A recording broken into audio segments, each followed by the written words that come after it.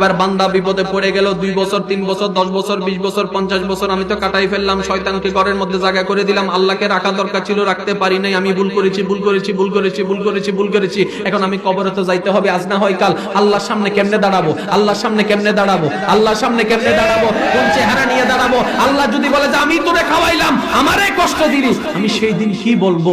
বান্দা যখন অনুশোচনা করছে মসজিদের পারে বসে, মসজিদের পারে বসে বান্দা যখন বলছে আমি তো অনেক গুনাহ করেছি, আল্লাহর সামনে কেমনে দাঁড়াবো? হঠাৎ করে মসজিদের ভিতর থেকে আপনাদের এলাকার খতিবে মুকাররম জুমার মসজিদের বয়ানের মধ্যে বসা ভাষণ দিচ্ছেন, যদি কোনো গুনাহগার বান্দা থাকো, অতীতে গুনাহ করেছো, অপরাধ করেছো, এমন যদি কোনো বান্দা থাকো, তোমরা মনোযোগ দিয়ে শুনো, তোমাদের আল্লাহ তোমাদের জন্য একটা ফরমান দিয়েছেন।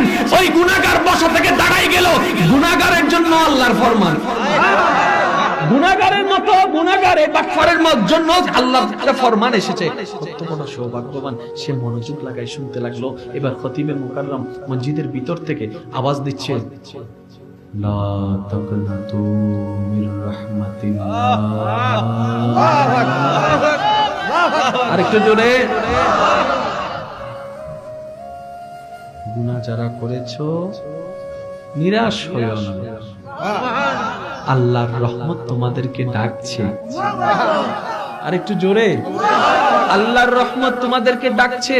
বান্দা তোমার গুনাহ যদি পাহাড় পরিমাণও হয়ে যায়, চিন্তা করো না। এখন তওবা যখন করবেন কয়বার? এখন যদি সারেন্ডার করে সবাই তো বিকেলে তাহলে ইজ্জত সম্মান, আমি এত বড় নেতা, আমি যদি সারেন্ডার করি সবাই তো করবো, ছোট ছোট নেতা কর্মীরা স্যার আপনি সারেন্ডার করে দিয়েছেন, আমরা কই যাইয়াম?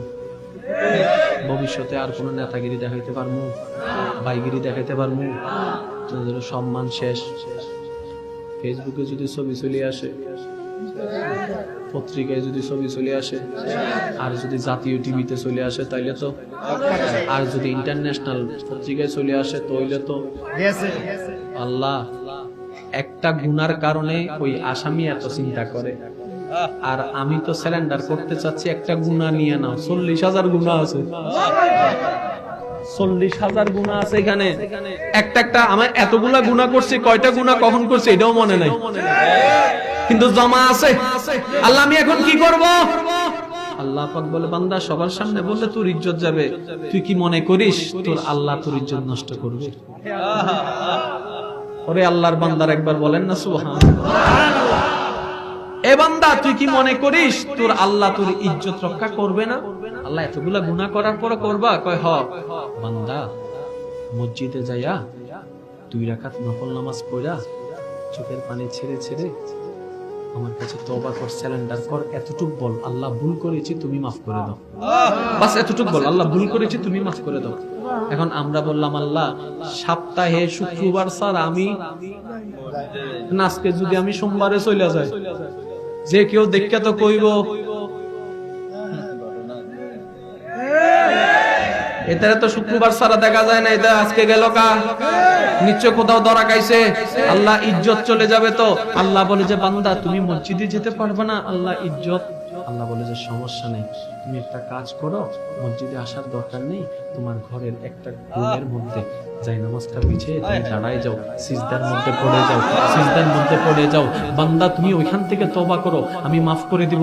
আল্লাহ আমি স্বামী হয়ে যদি এভাবে দাঁড়াই, স্ত্রী হয়ে যদি দাঁড়াই, তাহলে স্বামীর কাছে ইজ্জত শেষ, স্ত্রীর কাছে ইজ্জত শেষ। আল্লাহ সেখানে তো ইজ্জতের ভয়। আল্লাহ বলে যে বান্দা তুই টেনশন করিস না, মসজিদে যাওয়ার দরকার নেই, যাই নামাজ বিছানোর দরকার নেই, ওযু যদি করতে না পারো ওযু করার দরকার নাই। বান্দা বিছানায় শুয়ে হোক বসে হোক, তুই মনে মনে টুটলার দরকার নাই, তুই মন থেকে ওইখান থেকে আমার কাছে তুই তওবা কর, তুই মন থেকে জমিন থেকে করবি, আমি লাম ওখান থেকে সেটা কবুল করে নিব। সুবহানাল্লাহ।